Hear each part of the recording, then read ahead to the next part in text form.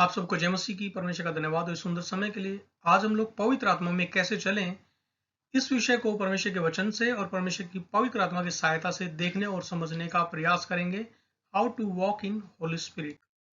गलातियोस का 5 अध्याय 16 से 18 वचन और 25 वचन में प्रेरित पौलुस इस तरीके से लिखता है, पर मैं कहता हूं, आत्मा के अनुसार चलो तो तुम शरीर की लालसा किसी रीति से पूरी न करोगे, क्योंकि शरीर आत्मा के विरोध में और आत्मा शरीर के विरोध में लालसा करती है, और ये एक दूसरे के विरोधी हैं, इसलिए कि जो तुम करना चाहते हो वह न करने पाओ। शरीर आत्मा का विरोध में है और आत्मा शरीर के विरोध में है। आपने इस बात को अनुभव किया होगा कि शरीर कहता है आज हमने बहुत काम किया, थक गए, अब हमें आराम करना या सो जाना चाहिए, लेकिन आत्मा चाहती है हम लोग प्रार्थना करें, परमेश्वर के वचन के ऊपर मनन करें। शरीर चाहता हम अपना पसंदीदा भोजन करें, लेकिन आत्मा चाहती है हम लोग उपवास में परमेश्वर के चरणों में बैठें और उसके पवित्र वचन का अध्ययन करें। आगे लिखा है, और यदि तुम आत्मा के चलाए चलते हो तो व्यवस्था के अधीन न रहे। 25 वचन में प्रेरित पौलुस इस तरीके से बताता है, यदि हम आत्मा के द्वारा जीवित हैं तो आत्मा के अनुसार चलें। अब हमें आत्मा के अनुसार कैसे चलना है? आत्मा के अनुसार जीवित हैं तो आत्मा के अनुसार हमें चलना भी चाहिए। अब कैसे उसको हम लोग आत्मा के अनुसार चल सकते हैं? गलातियोस का 5 अध्याय 19 से 23 वचन के अंदर बताया गया है शरीर के काम और आत्मा के 9 फल। शरीर के काम के बारे में बताया है। 19, 20 और 21 वचन में हम शरीर के कामों के बारे में देखते हैं, और 22 और 23 वचन में हम लोग पवित्र आत्मा के फल के बारे में देखते हैं। और इससे पिछली स्लाइड में हमने देखा शरीर हमेशा आत्मा के विरोध में, इन कामों के विरोध में रहता है, और आत्मा जो है इन कामों के, जो शरीर के काम है, इनके विरोध में हमेशा लालसा करती है। शरीर के काम तो प्रकट हैं, अर्थात व्यभिचार, गंदे काम, लुचपन, मूर्ति पूजा, टोना, बैर, झगड़ा, ईर्ष्या, क्रोध, विरोध, फूट, विद्रम, डा, मतवालापन, लीला क्रीड़ा और इनके जैसे जैसे और काम हैं। इनके विषय में मैं तुमको पहले से कह देता हूं, जैसा पहले कह भी चुका हूं, कि ऐसे ऐसे काम करने वाले परमेश्वर के राज्य के वारिस ना होंगे। तो जो शरीर के काम के अनुसार जो व्यक्ति जीवन जीता है वो परमेश्वर के राज्य का वारिस नहीं होगा, लेकिन परमेश्वर के पवित्र आत्मा के अनुसार जो जीवन व्यतीत करता है उसके विषय में 22 वचन 23 वचन में हम पाते हैं, पर आत्मा का फल प्रेम, आनंद, मेल, धीरज और कृपा, भलाई, विश्वास, नम्रता और संयम है। ऐसे ऐसे कामों के विरोध में कोई भी व्यवस्था नहीं है। परमेश्वर चाहता है विश्वासी लोगों का जीवन में ये पवित्र आत्मा के फल पाए जाएं। तो हमें क्या करना है? शरीर के अनुसार नहीं, लेकिन पवित्र आत्मा के फलों के अनुसार हमें अपने जीवन को व्यतीत करना ही। पवित्र आत्मा के फल जो हैं वो हमारे जीवन में दिखाई देने चाहिए, ना कि शरीर के काम। अब व्यवस्था क्या है? व्यवस्था में हम लोग पुराने नियम के अंदर देखते हैं 613 आज्ञाएं, कुल 613 आज्ञाएं वहां पर पाई जाती हैं। और मूसा ने जब तख्तियों के ऊपर इजरायलियों को आज्ञा लिख के दी वो 10 आज्ञाएं थी, लेकिन टोटल जो है हम लोग पुराने नियम में 613 आज्ञाओं को पाते हैं। लेकिन यीशु मसीह ने उन सब आज्ञाओं को नए नियम में सिर्फ 2 आज्ञाओं में ही इन सब आज्ञाओं का सारांश बता दिया, इनकी समरी बता दी, इनका निचोड़ बता दिया। मत्ती उसका 22 अध्याय 36 वचन के अंदर इस तरीके से बताया गया है, हे गुरु, व्यवस्था में कौन सी आज्ञा बड़ी है? उसने उससे कहा, तू परमेश्वर अपने प्रभु से अपने सारे मन, अपने सारे प्राण, अपनी सारी बुद्धि के साथ प्रेम रख। बड़ी और मुख्य आज्ञा तो यही है, और उसी के समान यह दूसरी भी, कि तू अपने पड़ोसी से अपने समान प्रेम रख। ये ही 2 आज्ञाएं सारी व्यवस्था और भविष्यद्वक्ताओं का आधार है। जो 613 आज्ञाएं हैं उन सब का आधार ये 2 आज्ञाओं में पूरा हो जाता है। और कोई भी व्यक्ति ना तो ये 613 आज्ञाएं कोई आज तक पूरी कर पाया था, लेकिन यीशु मसीह ने कलवरी क्रूज पर व्यवस्था को पूरा कर दिया, और इन सब आज्ञाओं का हमें एक सिंपल जो तरीका बता दिया। हमें क्या करना है? पूरे मन से, यानी सारे मन से, सारे प्राण से, सारी बुद्धि से और सारी शक्ति से परमेश्वर से प्रेम रखना है। ये जो लाइन है क्रूस की, ये परमेश्वर हम नीचे हैं, हमें परमेश्वर से प्रेम करने को बताती है। और दूसरा, अपने पड़ोसी के साथ हमें प्रेम करना है, अपने समान प्रेम करना है।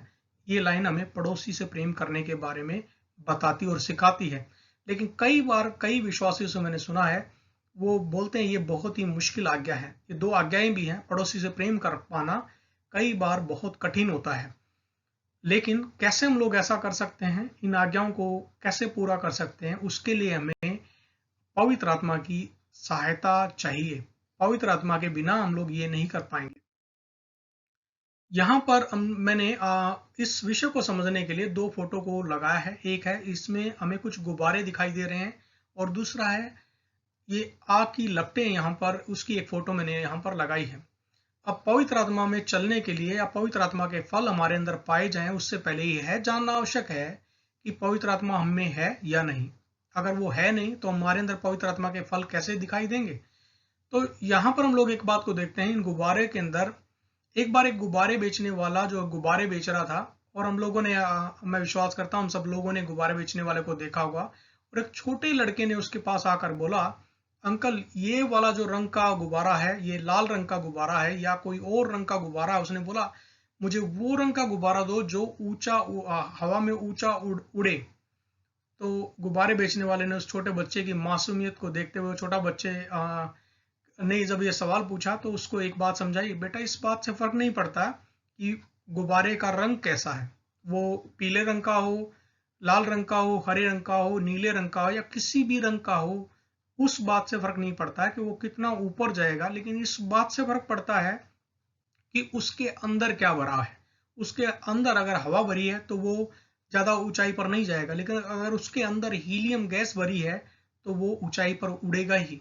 तो आज हमारे अंदर, विश्वासियों के अंदर हमें देखने की जरूरत है हमारे अंदर क्या भरा है। और यीशु मसीह ने बार बार नया नियम में इस बात को बोला, इंसान के अंदर या मनुष्य के अंदर जो होता है, उसके हृदय में जो भरा होता है वही बाहर आता है।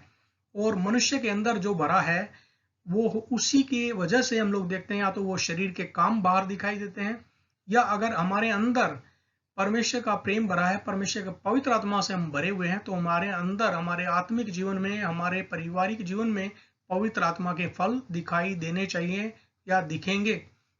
दूसरा, यहाँ पर हम एक और फोटो को देखते हैं। ये है आग की लपटों के बारे में, और हम लोग जानते हैं प्रेरितों के काम 2 अध्याय के अंदर जब पेंतीकोस्त का दिन आया तो वे सब चेले या विश्वासी उस समय पर सब एक जगह इकट्ठे थे, और एकाएक आकाश से बड़ी आंधी की सी सनसनाहट का शब्द हुआ, और उससे सारा घर जहां वे बैठे थे गूंज गया, और उन्हें आग की सी जीभें पड़ती हुई दिखाई दी, और उनमें से हर एक के ऊपर आ ठहरी, और वे सब पवित्र आत्मा से भर गए, और जिस प्रकार आत्मा ने उन्हें बोलने की सामर्थ्य दी वे अन्य अन्य भाषा बोलने लगे। अब यहाँ एक बहुत महत्वपूर्ण बात मैं आपके बताने वाला हूँ। बहुत सारे विश्वासी जो हैं पवित्र आत्मा के सामर्थ्य को आज जानते नहीं, या बहुत कम उसको आंकते हैं, बहुत ही कम उसके विषय में जानते हैं। पवित्र आत्मा जो पेंटिकोस्टल, जो जितनी भी चर्चिज हैं, पेंटिकोस्टल जो चर्चिज हैं, उसमें सिर्फ जब बात होती है पवित्र आत्मा के बारे में, तो उनसे अगर किसी विश्वासी से आप पूछें तो वो आपको एक बात बोलेंगे, किसी व्यक्ति के जीवन में पवित्र आत्मा पाया हुआ व्यक्ति है या नहीं, कैसे जानेंगे। तो उनका अक्सर ये बात, उनका उत्तर होगा कि अन्य अन्य भाषा बोलना। ये बात सही भी है, सच है कि अन्य अन्य भाषा जो है वो पवित्र आत्मा, जो लोगों को पवित्र आत्मा मिलता है वो अन्य अन्य भाषा बोलते हैं। मैं खुद अन्य अन्य भाषा बोलने में विश्वास करता हूँ, और मैं विश्वास करता हूँ कि अन्य अन्य भाषा जो है वो पवित्र आत्मा की ओर से विश्वासियों को दिया जाता है। लेकिन क्या सिर्फ अन्य अन्य भाषा बोलना ही काफी है? लेकिन पवित्र आत्मा जो है अन्य अन्य भाषा से कहीं ज्यादा सामर्थी है। उसके विषय में हमें जानना चाहिए, सीखना चाहिए कि सिर्फ जोर जोर से ताली बजाना या जोर जोर से चिल्लाकर आराधना करना अच्छी बात है। आप चीख कर परमेश्वर की आराधना कर सकते हैं, तो क्योंकि परमेश्वर का वचन हमें सिखाता है भजन संहिता के अंदर ऊंचे स्वर से उसकी स्तुति करना चाहिए। लेकिन सिर्फ जोर से ताली बजाना और ऊंचे स्वर से हालेलुया बोलना, जय मसीह की बोलना, उसकी परमेश्वर की तारीफ करना या अन्य भाषा बोलना इतना ही काफी नहीं है। ये आप कर रहे हैं तो बहुत अच्छी बात है, लेकिन इसके अलावा पवित्र आत्मा हमारे जीवन में कैसे है? वो पवित्र आत्मा पहली बात हमें पवित्र करने के लिए है, दूसरा हमारे अंदर पवित्र आत्मा के फल दिखाई देने चाहिए। और हम लोग आइए इसको विषय को और जाने कि हम कैसे पहचान सकते हैं पवित्र आत्मा हमारे अंदर है या नहीं। पवित्र आत्मा हर एक विश्वासी को दिया गया है। जब कोई व्यक्ति यीशु मसीह को अपना प्रभु और मुक्तिदाता ग्रहण करता है तो उसके जीवन में पिता, प्रभु यीशु और पवित्र आत्मा तीनों उसके हृदय में आते हैं, क्योंकि हम एक त्रिएक परमेश्वर को मानते हैं, त्रिएक परमेश्वर में विश्वास करते हैं। और पिता, पुत्र और पवित्र आत्मा जब यीशु को ग्रहण करते हैं तो वो पवित्र आत्मा भी एक व्यक्तित्व है, वो और कोई नहीं है, वो परमेश्वर का आत्मा है या यीशु मसीह का ही आत्मा है। उसको भी हम अपने जीवन में ग्रहण करते हैं। और यीशु मसीह हमारे जीवन में कैसे आते हैं? आत्मा में, आत्मा के रूप में हमारे हृदय में वो आते हैं। यूहन्ना उसका 14 अध्याय 8 और 9 वचन में हम लोग इस बात को देखते हैं। फिलिपुस ने उससे कहा, हे प्रभु, पिता को हमें दिखा दे, यही हमारे लिए बहुत है। यीशु ने उससे कहा, हे फिलिपुस, मैं इतने दिन से तुम्हारे साथ हूं और क्या तू मुझे नहीं जानता? जिसने मुझे देखा है उसने पिता को देखा है। तू क्यों कहता है कि पिता को हमें दिखा दे? यीशु मसीह ने कहा, पिता मुझ में है और मैं पिता में हूं। तो पिता ने यीशु मसीह को इस दुनिया में भेजा और यीशु मसीह ने पवित्र आत्मा को भेजा। जब हम यीशु को ग्रहण करते हैं तो हम पिता को, पुत्र को और पवित्र आत्मा को, तीनों को ग्रहण करते हैं। लेकिन कई बार कई कलीसियाओं के अंदर इस बात को सिखाया जाता है कि पवित्र आत्मा पाने के लिए हमें ज्यादा उपवास करना है। जैसा हमें पहले की स्लाइड में भी हम इस बारे में बात कर चुके।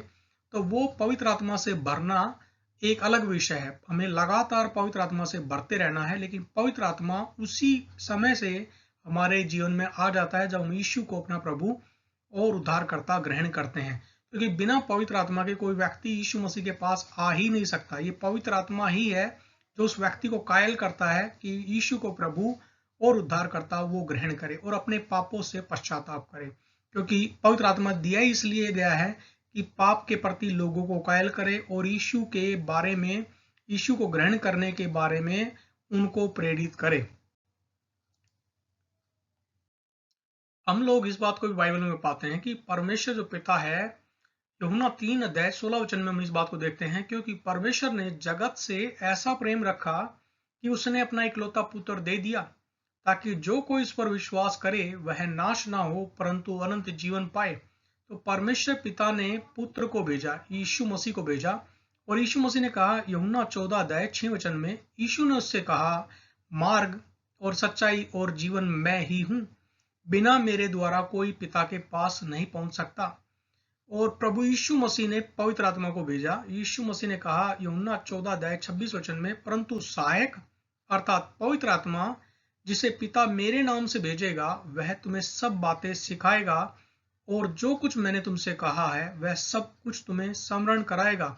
और ये बात भी हम लोग बाइबल में पाते हैं कि पवित्र आत्मा परमेश्वर पिता की बातों को लेकर ही सिखाता है या यीशु मसीह की बातों को ही स्मरण कराता है और परमेश्वर के पवित्र वचन के बारे में यानी यीशु मसीह के बारे में ही विश्वासियों को सिखाने के लिए भेजा गया है।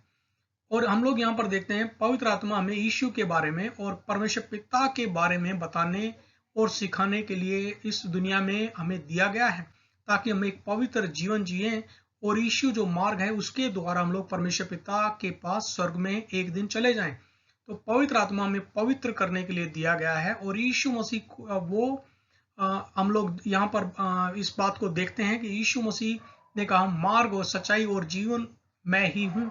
तो यीशु मसीह वो पुल है, वो ब्रिज बन गया जिसके द्वारा हम लोग पिता के पास जा सकते हैं। और हम लोग देखते हैं कि परमेश्वर ने जगत से ऐसा प्रेम किया, उस प्रेम को दिखाया कैसे? कलवरी क्रूस पर यीशु मसीह ने अपना प्राण दिया और जो कोई यीशु मसीह के नाम पर विश्वास करता है, उसके बलिदान पर विश्वास करता है, उसको अपना प्रभु और मुक्तिदाता ग्रहण करता है, यीशु मसीह के द्वारा वो अनंत जीवन को पाता है। पवित्र आत्मा में हम चलें उससे पहले हमें इस बात को जानने की आवश्यकता है कि पवित्र आत्मा में क्यों दिया गया है। पवित्र आत्मा मसीह जीवन जीने के लिए दिया गया है और वो एक सहायक और सत्य का आत्मा है। वो सहायक है, हमारी सहायता करने के लिए है और वो दिलासा देने के लिए है, हमें कंफर्ट करने के लिए है। पवित्र आत्मा हमारी प्रार्थना करने में सहायता करता है।